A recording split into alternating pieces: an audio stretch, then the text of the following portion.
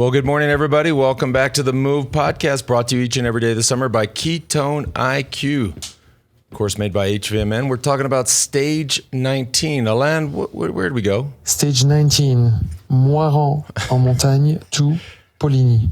Moirant en montagne to Poligny. That's right. Fantastic stage win by Mohorič. Third stage win for that team, for Bahrain, George. Yep. Bahrain.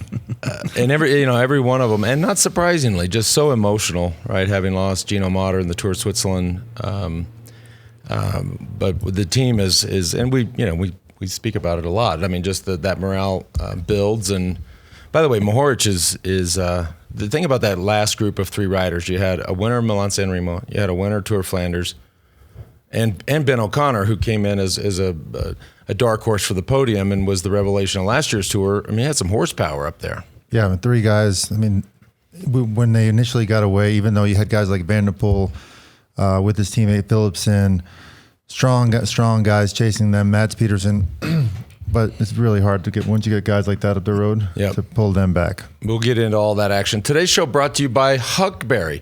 Huckberry is building the future of retail for active, adventurous guys, where style and adventure converge. Millions trust them as their one-stop men's shop for discovering and shopping well-crafted products. By the way, when they say millions, they mean it. I think they send out 3 million newsletters a day. And I love this. If I had to, that's sort of like my North Star for like content. The way they send out, the content is so great. The products are so great. You know, you can shop around and get stuff, or just take in the content. They're crushing it there. I know the 72-hour tee is a favorite of ours. I could wear it for 72 hours and it would not smell. I'm not so sure about George. You know why, right? It's merino wool. Because it's merino wool. Correct. And it's super cozy. They've got it in all different cuts and sizes and varieties. So you guys check that out. It is lightweight and soft. JB, I know you're a fan of the waxed trucker jacket because you drive a big pickup truck. Well, you do. It is a big truck. You do. And then the 365 pants. Those probably, don't wear those, George, 365 days in a row, please. Yeah, well, anything will be better than what you had on yesterday. Fair point. We went through the catalog and curated our own list. Myself, JB, and George picked out the stuff we love the most. You can check it out at huckberry.com/themove. Again, that's huckberry.com/themove. Also today brought to you by AG1. It's our daily foundational nutrition supplement that supports whole body health. And as I say every day, and you know, a lot of the smart people out there will agree, let's take control of your health, whether it's energy, whether it's strength, whether it's gut health. Listen to Andrew Huberman, listen to Peter Attia. They will tell you, as will we, AG1 is the way to start your day. It's been a game changer, truly, for all of us. And I love the backstory on how the founder was really in pursuit of just an all-in solution in a daily dose. And AG1 came to the rescue, all for less than $3 a day. You can take control of your health. If a comprehensive solution is what you need from your supplement routine, then try AG1 and get a free 1-year supply of vitamin D and 10 free AG1 travel. 10, not 5. That's double. 10 free AG1 travel packs. Head on over to drinkag1.com/themove. That's drinkag1.com/themove. By the way, this company, now, I watched a little bit of the stage today, as you know, but I spent most of the time this morning watching the Open. AG1, they running ads during the Open, crushing. Yeah, they are. Helped me almost get a hole-in-one yesterday. I know, that was even when the bum neck, close. A bum neck, I almost had to turn around. I couldn't even move my neck. I was like, screw it, let's go play. Almost put it in. 160 yards, slightly uphill, into the wind, smooth 8-iron. As soon as I hit it, I said, 3 inches short. And you have gotten a hole-in-one. I have. That would be my second one in 6 months. They say they come in pairs, so I was like, yes, today's the day. Anyways, we're not here to talk about my golf game or the Open. But the tour is grinding on. Look, you see how exhausted the Peloton is. We're going to talk about tomorrow, but when you see how just in a stage like today, how tired they are, and to think even slightly ahead and look at tomorrow, boy.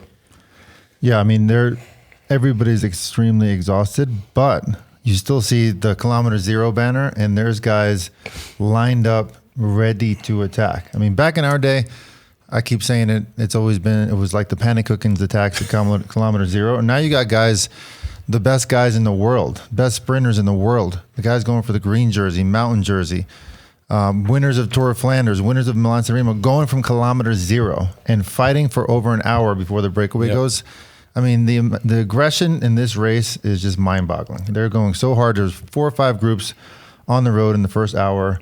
100-mile stage in 3.5 hours. Oh. Y'all go ride 100 miles with 6,500 feet of climbing and do that in 3.5 hours. Right. Let me know how that goes for you. After 3 weeks. After 3 weeks. Of hard riding. You know, it shows some desperation, too. I mean, there's teams here that expected to win a stage. Their sponsors certainly expected them to win a stage. And it hasn't happened. And now you have 2 days left. And so tomorrow's going to be the same. Yeah. So there is this level of panic in the peloton. And then you see, George, you talked about it. You saw the teams that didn't make that group. And then we've been there, you know, and when you get punished. And you've seen other teams where, you know, those riders just didn't, for some reason, they couldn't put one guy in a group of 35. And that director's back there going, get your ass on the front, the whole team. I don't care. You have to ride.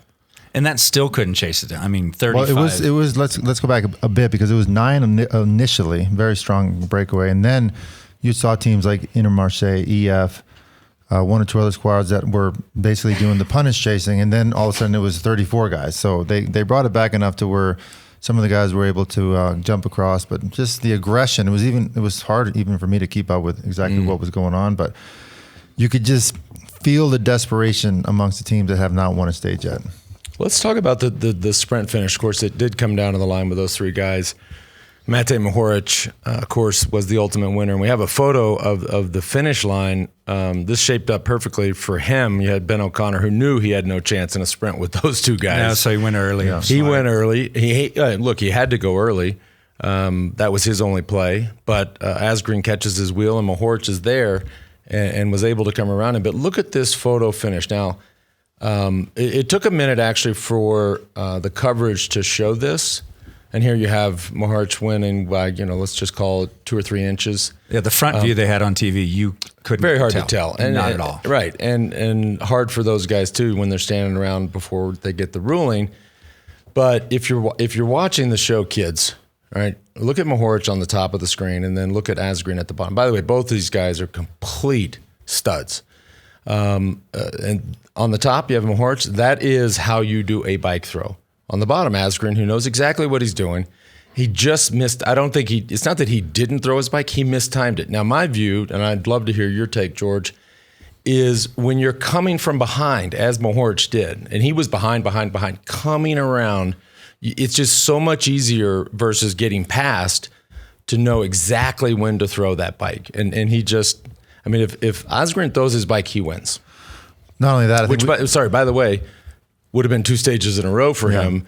4-team quick-step, which desperately needed yesterday's win. You win 2 in a row, they all walk out of here like, what's the big deal? Yeah. We had this all along. But that's a tough way to lose. Look, there's no doubt. Asgreen, not only has he come to form in this 3rd week, but he was actually in the breakaways early on in the race. I mean, he's been, and we actually said he was doing desperation attacks. Well, they're working now. But a guy like that, who's won Tour of Flanders, won a stage of the Tour de France yesterday, he's not sleeping tonight. Because if he goes back and watches that replay, and if he would have just sat on Ben O'Connor's wheel for maybe 2 seconds more instead of instantly just taking that slipstream and going, that was the difference between winning and losing. Because even Mohorič says it in his interview, he is not a strong sprinter. He knows that. But in a race like today, when you're doing 100 miles in 3.5 hours and you have no matches left, a sprint like that is completely different. Asgreen went in with a bit, maybe too much confidence. He won a stage, big deal, but I guarantee you he's not sleeping tonight because he knows he could have easily won that. Look, he's been in the other seat, right? I mean, when he won Tour of Flanders, he was with Matthew van der Poel. I mean, if you'd have polled the 100 smartest people in the sport, 98 of them would have said he's going to get smoked in the sprint. A hard race like Tour of Flanders, that's not 3.5 hours, that's 6.5 hours. And he just had enough strength. At that point, speed, yes, it's important, but it kind of goes away. Whoever's fresher, whoever's stronger, you can come around. And he did it to Matthew van der Poel, and he had it done to him today. Anything can happen. At the end of 3 weeks, it's been very hard. At the end of a hard stage, up and down all day, and you're on the wheel, and you time it just right, and you nail that bike throw, and voila, that's how you win. Yeah, another great victory from Team Bahrain. And emotional. I mean, all these guys, they have on their jerseys, ride for Gino, to come out of the Tour de France with 3 stage wins from 3 different riders. Doesn't get much better than that on the team. No, I think they and is Pello Bilbao is he still in the top 10? I guess we should know those things. Maybe but so. Again, just for the team's overall goals, that's probably he's sitting in 6th overall. So think about that. You have a team, 3 stage wins, 6th in the overall. Boy, I think they're leaving happy. They're leaving happy, and all these guys that are battling for third place spot, they all had Adam Yates was actually dropped at the early part of the stage. His teammates had to wait for him, but the rest of these guys were able to sit in, hopefully save some energy for tomorrow, which I think is going to be a massive battle between 3rd and 7th place for that 3rd spot. I mean, these guys are going to be going all in tomorrow, and it'll be really fun to watch. Worth noting, Matej Mohorič, it's his 3rd stage win in the Tour de France. Former U23 world champion, winner of Milan-San Remo. He's got some big results behind him. No pannenkoeken. Another Slovenian, a tiny country just producing so much talent. Right. Well, there you have it. Cyclical. Yep. Well, it looks like Wout van Aert got home in time. He got home. Congratulations to Wout. And he timed that ride. I don't know. His wife's like, maybe I want to get home. Anyways, congratulations to Wout van Aert and his wife and their other child for the new arrival. Pretty special. Absolutely. Congratulations. Worth him going home for his that. His job's done anyways. He's got he went from, controlling the peloton at the Tour de France to changing diapers. Have fun. Yeah. It is fun sometimes. Changing diapers? Well, I mean, how many did you change? You know what I always loved? Did you ever have one of those diaper things? Well, we all have. Those diaper deals where you stuff it in there, and the diaper genie. Diaper genie. That's something, right? Mm-hmm. That is.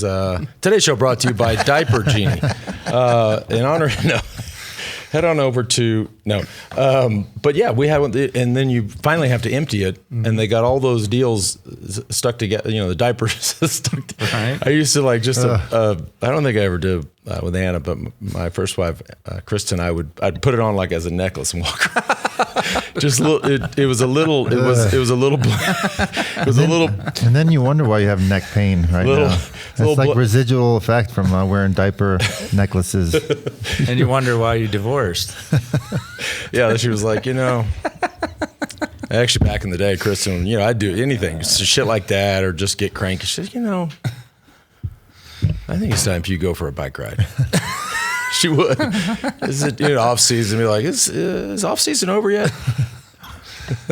The diaper genie necklace. And if there's any wives out there of current professional cyclists listening, you know what I'm talking about. Just go ride your bike. Yeah. Get out of here. All right. Now it's time for you to go for a long bike ride, Lance. Today's show also brought to you by HVMN. We often hear that fasting and exercise are good for the brain, just as we were talking about, and relief from your wife is also good. HVMN launched the world's first drinkable ketone in 2017. Ketone IQ is their latest innovation on ketones with improved effectiveness, taste, and cost. I tell you what, I'm getting questions every day about Ketone IQ. I just get the most random text messages from people. Like, should I try ketones? I'm like, yeah, give it a shot. It's working for us. Worked for JB and COVID. I almost said COVID head. I wonder if it will help my neck.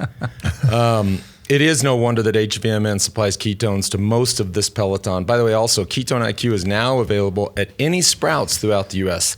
You can save 30% off your first subscription order of Ketone IQ at hvmn.com/themove. Again, that's hvmn.com/themove. Also today brought to you by Roka. They have completely invented a new class of eyewear, not just on the performance side. By the way, George, if anybody sees pictures yesterday, he borrowed a pair of my shades. He took his blingy gold ones off, which they've yet to send me, and wore a pair of mine. You look pretty good in them. I did like those. I know. I saw you. I was like, whoa. Brought them back this morning. Went out for a bike ride with our friend Dylan, and sure enough, as soon as Dylan got dropped, George started going harder. and just left him on the side of the mountain. We did do nice, sort of not an easy ride for his first day at altitude. So we got to give him that. But not just on the performance side, the casual side, the prescription side. The optics are truly world class. They do not. They're crystal clear. They're fog resistant and scratch resistant. And no matter how bad you're sweating, they will not slip off your face. Hand built in our hometown of Austin, Texas. The Move listeners get 20% off. Just go to Roka, ROKA.com. That's Roka.com. Enter the code THEMOVE for 20% off. Last one of the day. Today's show brought to you by Ventum. Now, if y'all watched the other day, I got my new custom painted NS1. I've been waiting. George, for months, has had this Colombian version, right, with the Colombian flag and all that. I didn't go Texas. I didn't go U.S. No, I wanted a We-Do orange. I went all orange on this NS1. If you haven't seen it, maybe check the socials or go back a couple of episodes. This thing, let me tell you something. How jealous were you, George? That was nice. I'm like a good friend. Instead of being jealous, I was kind of happy for you. That you finally got a custom. He's come around. This tour, for those who didn't tune in the beginning, at the start of the tour, he called me fat. And now we've come around to the end. He's happy that, look, everybody's happy on New Bike Day. Anytime I see something that gives you a smile and, perhaps makes all of our day here at the We Do staff your day's better, made. Then you know what? I'm going to be happy about it. Why don't you come over here and massage my neck? Huh? Seriously, No, it's more on the left side. You get bored over there. Huh? Well, I said I was a massage connoisseur, but that doesn't mean I know how to give massages. The new NS1 is a rocket ship, as is the gravel bike, the GS1. Those are our go-to whips, as we call them. By the way, the company's kicking ass. Dedicated customer support. Also producing great content. You can check out that stuff out at their socials on Instagram and YouTube. That's at Ventum Racing over there. Get 10% off when you use the code WEDO at checkout at ventumracing.com/themove. That's 10% off. Use the code WEDO, WEDU. I wonder if Dia's still over there running around in France. With his brother? I think he is. Yeah. He's getting married in November. In Egypt. That was tempting. I've never been to Egypt. Me neither. So for Thanksgiving, what do they do? What do they do in Egypt for Thanksgiving? Is that like a thing? I don't think so. I don't think. They didn't have like pilgrims and I don't think they celebrate Thanksgiving. Yeah. They do. Oh, anyways. Tomorrow. It feels like we didn't miss anything else about today. No, we're going to look at tomorrow. And the first thing that comes to mind to me is these sprinters who want to sprint on Sunday have to get through tomorrow. Yeah. And they're, as you said already, this Peloton is beat down. Yeah, it's kind of a cruel joke. Look at this profile, and in a short stage, a lot of folks think that's easier, but that just means it's going to be super aggressive. I don't see a whole lot of flat terrain. Oh man, that's just a nightmare stage for more than half of the Peloton right now. I think Jonas Vingegaard is pretty confident he can get through this, but there's guys in the top 10 who are not confident, and guys that are competing for the podium or top 10.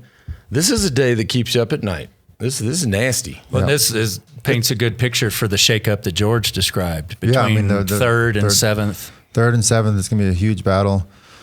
Lots of opportunities for them to gain time and fight for that third place and podium spot. And let's see if Pogačar recovers. Being the rider that he is, he can certainly win the stage as well and go out with a bang. And there are people talking about that. I saw an interview somewhere where, folks just talking about how this day is so important, and not obviously Jonas Vingegaard has 7.5 minutes, but there's going to be some shakeup. Yeah, last opportunity for a guy like Pogačar to win the stage. So I can definitely see his strong team being up there and controlling it, even though there is a breakaway, because it's his last opportunity to win a stage. So here's the headline: Ineos backs Rodriguez and suspects Tour de France could, quote, blow apart on stage 20. I don't disagree with that. Yeah. By looking at that profile, the shortness of the stage, the fatigue of the Peloton. The last opportunity for some folks, they're going from the gun. I think we know that. Ooh, that's one. As a rider, you're just like, really? Yeah. On the 20 you're looking stage. at you sign in. You're signing in every morning, as they do every day. But you go up to sign in, and like, ASO CEO Jan Lemonaire is there. And you're like, really? I know we've done. Did we have to? I mean, aren't we almost like? How about when the champagne is like Sunday? How about we just sort of? We've done stages, the penultimate stage that have been hard, like finishing on top of Mount Ventoux, but I don't remember all of these early climbs going on. A stage like Ventoux, crazy hard, but all you got to do is get to the bottom and go nice and steady up and finish there. But this is going to be a time trial for all the sprinters. And didn't have the previous 15 out of 20 days. Their saving grace is that it's so hard. I imagine all the sprinter teams will stay together, and steady up the climbs, full gas on the downhills. And let me tell you, those guys in the Gruppetto, they go so fast downhill that it's a scary thing to be part of. I think that looking at tomorrow's stage, it reminded me of something that George said earlier in this tour, which surprised me. He said, I only take it one day at a time. Yeah. Because you can't be on stage 13 thinking about this 20th stage. Way, yeah. You said on your tours, you just only looked at today. Yeah. Just chip away at it. Yeah, like I said, tomorrow these guys will stay together as much as possible, being that it's so hard. There could be a massive gruppetto. There will be a massive gruppetto on that first climb, 10, 15K into the stage. Oof. By the way, it's the climbs tomorrow. It starts with 3 Cat 2s, a Cat 3, and finishes with 2 Cat 1s. Oof. Double oof. You don't have no idea how many times that has been your reaction in this tour. Oof. Every time we show something, a new profile. Oof. Yeah. Well, happy you're not there, right? Almost. I'm very happy. I'm very happy. We should get Coatland count how many oofs we've done in the last 3 weeks. Yeah. Give us the count. Oh, okay. I don't think this is a new Joe Natoli, but he sent an oldie but a goodie because it was relevant this year. Because you were talking about Karate Kid. Well, he maybe. Wait, why make me the bad guy? Armstrong versus Hincapie. No Mercy is coming on July 28th. Gaspin and Aspen. I feel like he changed some of the stuff. Fear does not exist in this dojo. The race before the race. Oh, this was the year that you guys we did raced. the 50. That's right. The pre. Where's Miyagi 20. though? Miyagi-san. Oh, he's right there in the back in the corner behind JB. You see him? Yeah, there he is. Is he wearing my pants? It's hard to see his feet, but it's close to wearing. By the way, doing stuff like that.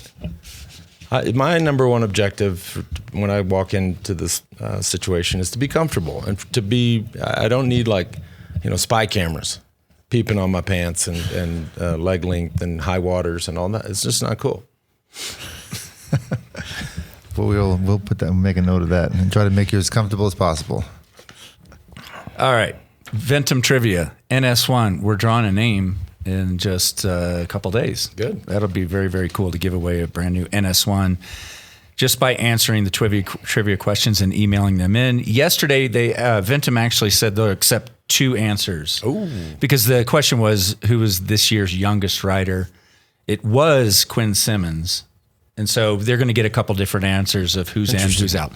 The other one is Carlos Rodriguez. When you said it yesterday, I had a feeling, that's pretty incredible. The guy is competing for the, close to getting on the podium, see how tomorrow goes. Youngest rider in the race.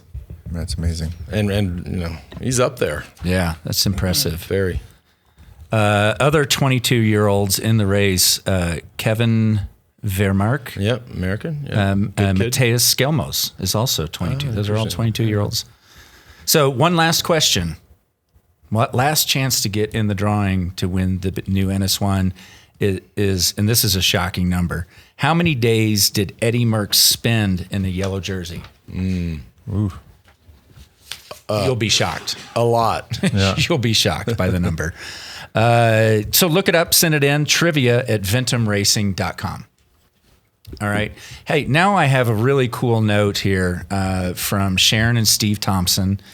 These are the people who are listeners of The Move, told us about what was going on in Tellico Plains, Tennessee, and they just wanted to send a little update, and we have some images to go with it. But Sharon writes, I just want to take a minute on behalf of the Tellico Plains kids to express our appreciation once again to Operation Get Out, We Do, and the Move podcast, Mellow Johnny's, Hincapie Sports, and Haro Bikes. for such an incredible generosity to kids in our town. The kids are loving their bikes. The community is still thrilled and quite shocked that folks with check out these photos. Folks with no ties to our town would so richly give. Every single day I receive messages from at least one family thanking us for the bikes. I'd like to thank fellow We Do listeners who contributed to Bikes for Kids Teleco Plains and invite any who've never been to our area to come see us. And having been there, it's some beautiful riding. Right. Good gravel roads. I mean, incredible. I went there and saw it myself, and more than 10,000 feet of climbing on some of those roads. On the first pick, the first one had the boy in tears. Little man turns 8 years old today. He's in the middle child of 3, lives with a single mom, 2 brothers, and his grandfather. Others in the photos, They had on too. Yeah, the second guy. Look at that Hincapie hat from the second guy. Very cool. Yeah, and then the last pic of the little boy hugging Steve. This child is also autistic and has more severe symptoms. He is nonverbal and generally tactile sensitivity that prohibits human touch. So this hug was huge. Interesting. Little man initiated the hug and insisted on paying Steve $1 and 1 penny for his new bike. 11 cents was all that he had, but it meant the world to him to have a bike. Amazing. So thank you for quite literally changing lives. These families cannot begin to explain how much they've been changed. Awesome. So thanks for the nice note. Sharon, Steve, we appreciate everything you did. All right. Very cool. Do you want to tackle one more question? Let's here? go do it, yeah. Okay. With only a few days left, I'm keen to hear your assessment on some of the teams in this year's tour. Relative to team goals and expectations going into the race, which teams do you think will be happiest with the last 3 weeks, and which teams will be the most disappointed? That's from Luke in Australia. That's a great question. Certainly, Jumbo's happy. Yeah. Bahrain's happy. Ineos is happy with 2 stage wins and the fight for podium. QuickStep looking like a disaster tour, and all of a sudden became a pretty good tour for them. Not to their standards, but winning one of the hardest breakaway days you can win yesterday and coming so close today. I think Alpecin happy. Yeah, Alpecin happy, 4 stage wins. But the happiest team in the whole peloton has to be Cofidis. Yeah. Hadn't won a stage in a century or so, and gets 2 Great stage point. wins. Yep. In terms of elation, Yep. if you just some percentage of increase in elation, they are the happiest, right? Yep. Nobody saw that coming, so good for them. And then the ones, I love how George always leaves me with the ones that we get to be, or I have to be critical of. Yeah, right? I did that on purpose. Mr. Nice Guy.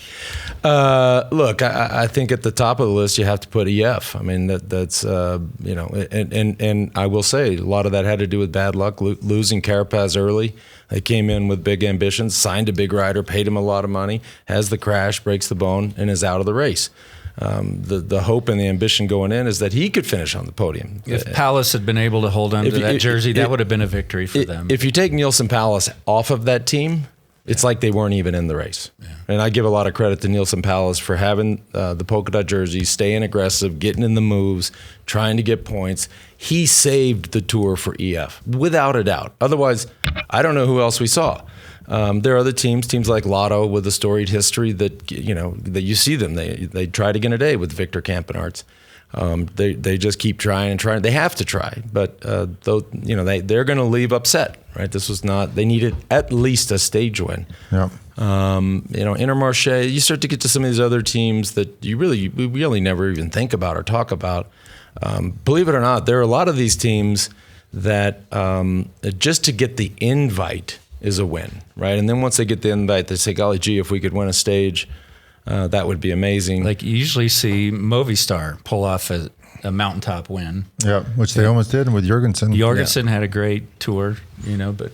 yeah. I mean, but they also lost their, with Carapaz, same time they lost Mas. Enric Mas. Yeah. So again, really in the vein of bad luck, that just is what it is. But, the smaller French teams, Arkea, Direct Energy... things like that. It's just, they're leaving disappointed. Yeah. All right. We'll do questions again tomorrow. Probably not on Sunday. maybe a special guest on Sunday. Yeah, we're working on a special guest Sunday. And you can send some questions to themove@wedo.team. And I think we're going to see fireworks tomorrow. I know folks have, they're probably as tired as us of watching, 200 skinny guys ride around in spandex. But as much as the riders are going to hate tomorrow, we're going to like it. So I wouldn't sit it out. I'd unless you're a golf fan. You can go back and forth between the Open and the stage 20 of. You're not alone. We get a lot of emails with photos of the 2-screen setup. Yeah. There's a lot of that going on. Yeah. That's the way to go. That's the way to go. So stay tuned for that, and we'll be back with you all tomorrow. Thanks for tuning in.